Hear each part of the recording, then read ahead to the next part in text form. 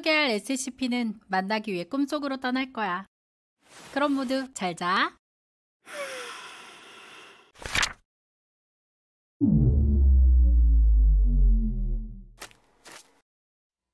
SCP-990 명칭 꿈속의 사나이 등급 케테르. 이 SCP는 냉전시대 스타일의 신사복 정장을 차려입은 남성의 모습을 하고 있어. 겉으로는 평범한 이 사람이 SCP로 지정된 이유는 바로 꿈속에서만 만날 수 있는 존재이기 때문이지. 재단이 현실에서 아무리 찾아봤지만 SCP-990과 일치하는 사람은 아직도 찾지 못했다고 해.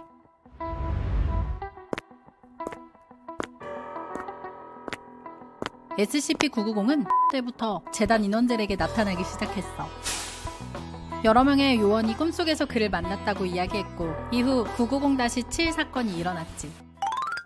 그럼 한번 990-7 사건의 기록을 봐볼까? 사건 기록 990-7. 요원은 자는 채로 숙소에서 발견되었다. 당시 그는 대략 18시간 동안 자고 있었으며 깨우기 위해 여러 방식을 시도했으나 모두 실패하였다. 이후 의료구역으로 이송되었다.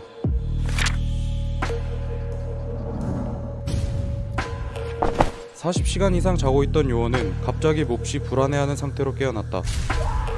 그는 세계의 종말이 다가왔다며 소리를 지르며 시설 곳곳을 뛰어다녔다. 그는 이후 꿈속에서 SCP-990과 일치하는 남자를 만났다며 이야기를 하였고 박사의 보고에 따르면 해당 요원은 수많은 핵미사일이 중유럽과 동아시아를 향해 발사되어 인류의 98%가 절멸하고 인간 사회가 완전히 붕괴하는 일련의 사태를 매우 상세하게 묘사하였으며 이것을 990이 알려주었다고 한다.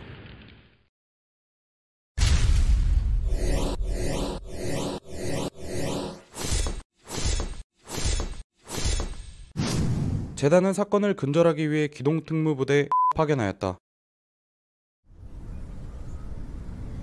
기동특무부대의 임무는 성공을 했고 인류의 위기는 방지되었다.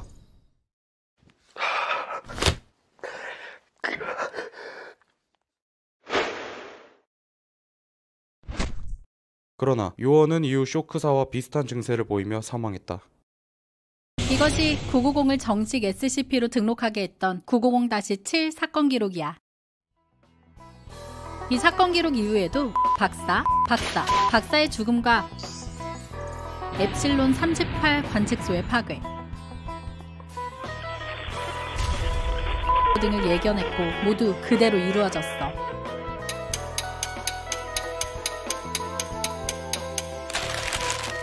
이것들로 인해 SCP-990의 능력은 앞으로 벌어질 사건의 예언이며 990이 날리는 경고는 그 중요성의 경중을 막론하고 즉시 재단 상부에 보고하게 되었다고 해.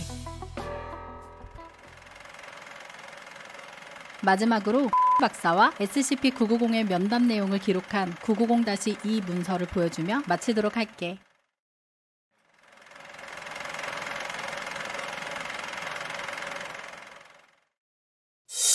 이름을 말해주세요. 지금 나하고 인터뷰를 하자는 건가? 네, 괜찮겠습니까?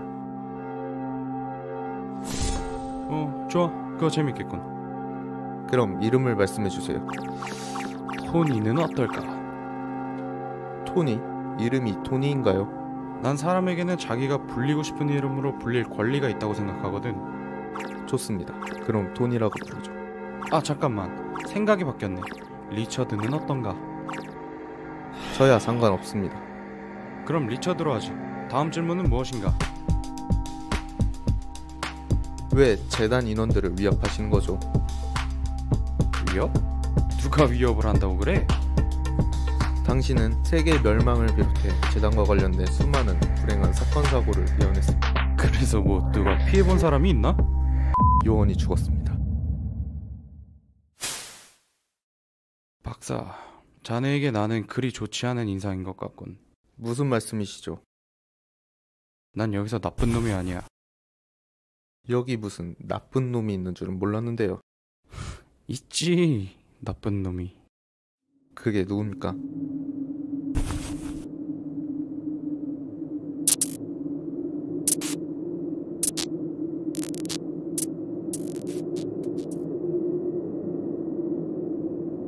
SCP. 그런 분류명이 붙은 SCP는 없습니다. 앞으로도 오랫동안 없을걸요? 당연히 그렇겠지. 그녀는 아직 태어나지도 않았으니까. 자네 재단이 아직 분류하지도 못했겠지. 그럼 이것도 또 다른 예언입니까?